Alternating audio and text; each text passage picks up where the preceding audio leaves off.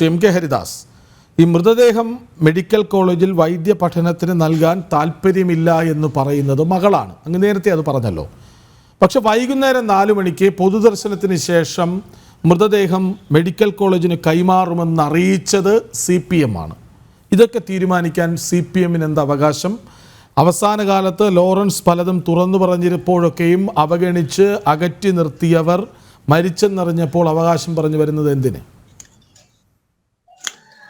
ഒരു പാർട്ടിയുടെ ഒരു പ്രശ്നം എന്ന് പറഞ്ഞു കഴിഞ്ഞാൽ എല്ലാ കാലത്തും ഇവർ തള്ളിപ്പല ജീവിച്ചിരിക്കെ തന്നെ MP രാഘവനെ നിയമസഭയിൽ ഇട്ടിട്ട് കയ്യേറ്റം ചെയ്തിട്ട് അദ്ദേഹത്തിനെ നിയമസഭയിൽ നിന്ന് നേരിട്ട് മെഡിക്കൽ കോളേജിലേക്ക് കൊണ്ടുപോയിട്ട് സ്റ്റിച്ച് ഇടേണ്ട അവസ്ഥയിലാക്കിയവരാണ് ഈ CPMകാര്.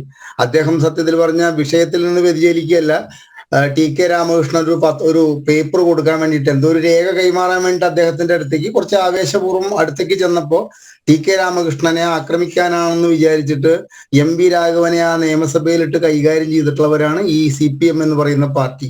അതേ പാർട്ടി തന്നെയാണ് അവസാന കാലത്ത് അദ്ദേഹത്തിന്റെ എല്ലാവിധ കാര്യങ്ങളും ഏറ്റെടുത്ത് അദ്ദേഹത്തിന്റെ വീട് കത്തിച്ചിട്ടുണ്ട്, അദ്ദേഹത്തിന്റെ മറ്റേ സ്നേക്ക് പാർക്ക് കത്തിച്ചിട്ടുണ്ട്, അദ്ദേഹത്തെ അത്രയധികം പുറത്തേക്ക് ഇറങ്ങാൻ വയ്യാത്ത വിധത്തിൽ ദ്രോഹിച്ചവർ തന്നെ അദ്ദേഹത്തിന്റെ ജീവിതത്തിന്റെ അവസാന കാലഘട്ടത്തിൽ അദ്ദേഹത്തെ സ്വീകരിച്ചത് എന്തിനാണ് എന്നുള്ള ചോദ്യത്തിന് ഉത്തരം കിട്ടിയാലേ നമുക്കിപ്പോ ഈ നമ്മുടെ MM ലോറൻസ് എന്ന് പറയുന്ന ഈ മനുഷ്യനെ ഇപ്പൊ അവസാന കാലത്ത് ഇവർ ഈ മരണത്തിന് ശേഷം അദ്ദേഹത്തിന്റെ മൃതദേഹത്തിന് വേണ്ടിയിട്ട് ഇത്രയധികം കടിപിടി കൂടിയത് എന്തിനാണെന്നുള്ള ചോദ്യത്തിന് അവര് തന്നെ ഉത്തരം പറയണം. കാരണം മാർക്സിസ്റ്റ് പാർട്ടിയുടെ വിചിത്രമായിട്ടുള്ള കുറെ ആചാരങ്ങൾ നമ്മൾ കണ്ടിട്ടുണ്ട്. ഇപ്പോ ഒരു കമ്മ്യൂണിസ്റ്റ് മാനിഫെസ്റ്റോയിലും എഴുതി വെക്കപ്പെട്ടിട്ടില്ല മരണശേഷം മൃതദേഹം ഇന്നത് ചെയ്യണം, അല്ലെങ്കിൽ ഇന്നത് ചെയ്യാം, അല്ലെങ്കിൽ ഇന്നത് ചെയ്തോട്ടെ, സ്വയം തീരുമാനിക്കപ്പെടണം. ഇതിവിടെ അഡ്വക്കേറ്റ് കൃഷ്ണരാജ് ചോദിച്ചതുമാതിരി തന്നെ നായനാരുടെ മൃതദേഹം എന്താണ്ടായിരിക്കുന്നത്, കോടിയേരി ബാലകൃഷ്ണന്റെ എന്താണ്ടായിരിക്കുന്നത്.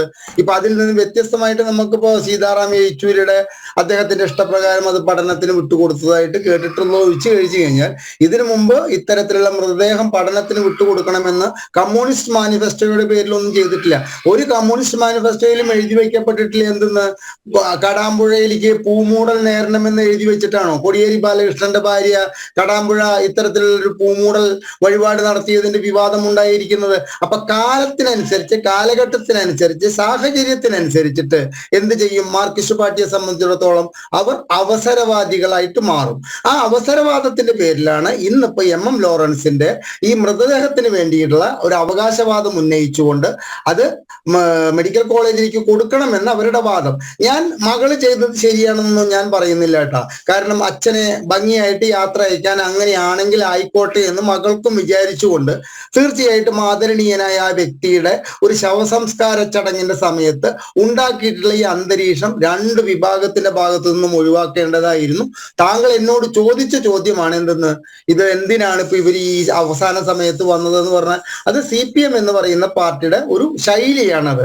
അവരാൽ ചവിട്ടി താഴ്ത്തപ്പെട്ട വ്യക്തിയെ കൊണ്ട് നാളെ 10 വോട്ട് കിട്ടുന്ന ഒരു അവസ്ഥ ഉണ്ടാകുമെങ്കിൽ അതിനു വേണ്ടിയിട്ട് എന്ത് വിട്ടുവീഴ്ച ചെയ്യാനും അവർ തയ്യാറാകും എന്നുള്ളതിന്റെ ഒരുപാട് ഉദാഹരണങ്ങൾ പറയാനുണ്ട്. നമ്മളിപ്പോൾ അതിലേക്ക് കടക്കുന്നില്ല. പിന്നെ ഇവിടെ മൃതദേഹം 1 വർഷം കഴിഞ്ഞിട്ട് പഠനത്തിന്, ഞാൻ ഈ മൃതദേഹവുമായി ബന്ധപ്പെട്ടിട്ട് ഹൈക്കോടതിയിലെ കേസ് നടത്തിയിട്ടുള്ള വ്യക്തിയാണ്. സ്വകാര്യ മെഡിക്കൽ കോളേജുകൾ മൃതദേഹം സംഭരിക്കുന്നതിലെ ദുരൂഹത, അന്യ സംസ്ഥാനങ്ങളിൽ നിന്നൊക്കെ അനാഥരായി മരിക്കുന്നവർക്ക് പൈസ കൊടുത്തിട്ട് സ്വകാര്യ മെഡിക്കൽ കോളേജുകൾ പഠനാവശ്യത്തിന് വേണ്ടി മൃതദേഹം കൊണ്ടുവരുന്ന ഒരു മാഫിയയെ പൊളിച്ച വ്യക്തിയാണ് ഞാൻ.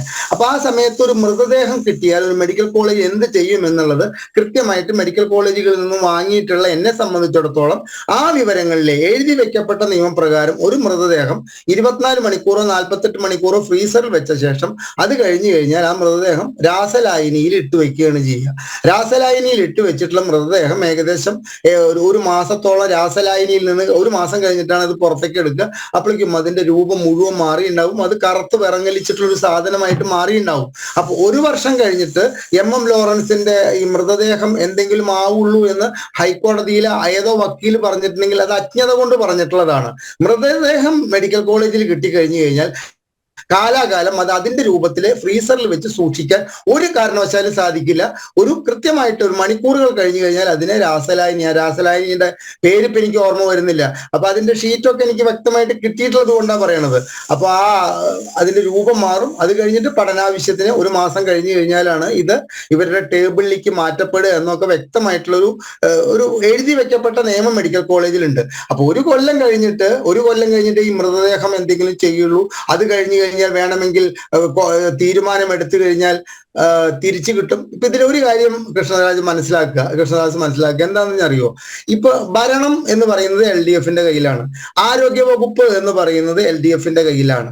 ഈ ആരോഗ്യ വകുപ്പും ഭരണവും കയ്യിലുള്ളപ്പോ ഒരു മെഡിക്കൽ കോളേജ് സൂപ്രണ്ടിനോ അല്ലെങ്കിൽ മെഡിക്കൽ കോളേജ് പ്രിൻസിപ്പാളിനോ ഒരു തീരുമാനം എടുക്കുക എന്ന് പറഞ്ഞാൽ അത് ഭരിക്കുന്നവർക്കെതിരായിട്ട് ആ തീരുമാനം എടുക്കില്ല എന്നുള്ള കാര്യം നമുക്കൊക്കെ ഉറപ്പാണ്. അതിപ്പോ കോടതി അത്തരത്തിലൊരു കാര്യം പറഞ്ഞതുകൊണ്ട് ഇതിന് നിഷ്പക്ഷമായിട്ടൊരു തീരുമാനം, പാതി മൃതദേഹം സംസ്കരിക്കുകയും പാതി മൃതദേഹം പഠനത്തിനെടുക്കുകയും എന്ന് പറയാൻ ഒരു സൂപ്രണ്ടിന് സാധിക്കുമോ? അല്ലെങ്കിൽ ഒരു പ്രിൻസിപ്പലിന് സാധിക്കുമോ? ഇല്ല. അപ്പൊ സൂപ്രണ്ട് പറയാൻ പോകുന്നത് എന്താ?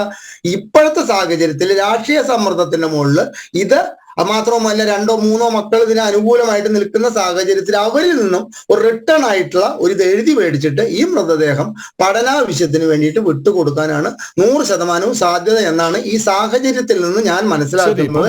അതിനപ്പുറം അതായത് മക്കൾ 2 വിഭാഗങ്ങളായി നിന്നുകൊണ്ട് പഠിക്കാൻ കൊടുക്കണമെന്നും അടക്കണമെന്നും ഒക്കെ പറയുന്നത് നമുക്ക് മനസ്സിലാക്കാം. പക്ഷേ ഈ എന്ത് ചെയ്യണമെന്ന് തീരുമാനിക്കുന്നതും അച്ഛനെ ചേർത്ത് പിടിച്ച് നിലവിളിക്കുന്ന മകളെയും മകളുടെ മകനെയും ഒക്കെ തള്ളി മാറ്റുന്നതും ആ ചെറുമകൻ ഉറക്കെ പറയുന്നത് നമ്മൾ കേട്ടതാണ്. നിങ്ങൾക്കൊക്കെ ഇങ്ങനെ ഒരു കാലം വരുമ്പോൾ പഠിക്കാൻ കൊടുക്കുമോ എന്നൊരു ചോദ്യം പോലും ചോദിക്കുന്നത് നമ്മൾ കേട്ടതാണ്.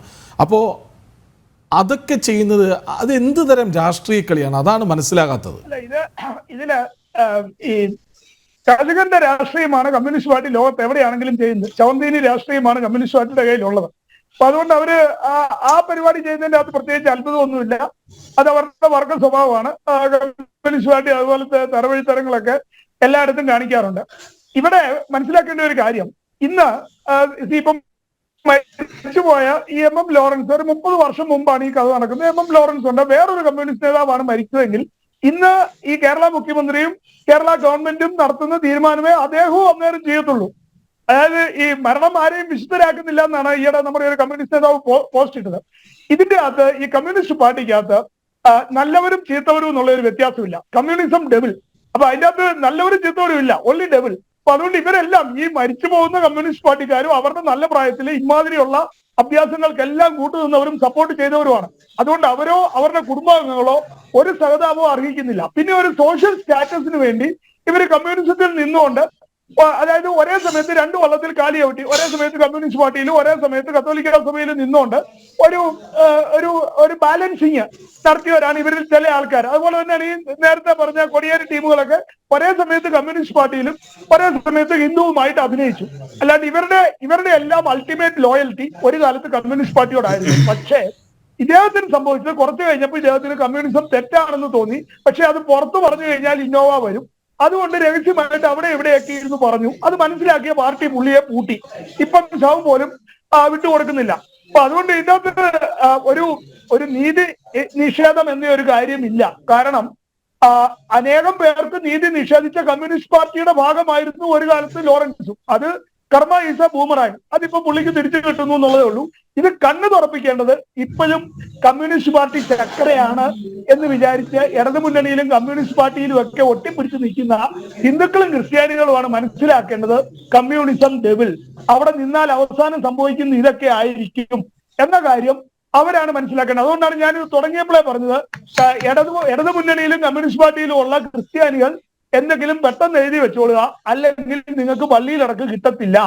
കാരണം ഏതെങ്കിലും ഒരു ബന്ധുവിനെ കൂട്ടുപിടിച്ച് പള്ളിയിലടക്കം നിഷേധിക്കും. പിന്നെ ഒരു കാര്യമുണ്ട്, പുനത്തിൽ കുഞ്ഞബ്ദുള്ള എന്ന് പറഞ്ഞ ഒരു കക്ഷി ഇതുപോലെ എല്ലാം ചെയ്തു വെച്ചിരുന്നു.